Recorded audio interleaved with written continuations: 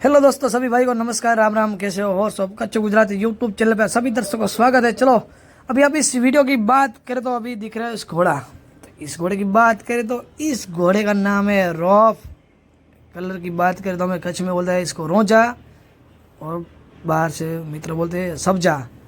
ये घोड़ा आया था राजस्थान से, छोटा बच्चा था तब। और अभी इसके ऑनर की बात करें तो दिपिन भाई गढ़वी, गोपाल भाई गढ़वी।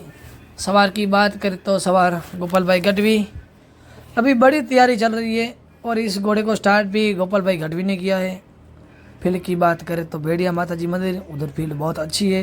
अभी तैयारी चल रही है वेकरिया रेस की, जो 18 तारीख को बड़ा आयोजन किया है। अभी उसी रेस की तैयारी चल रही है और कम उम्र में नाम भी बहुत अच्छा कमाया है मार्केट में।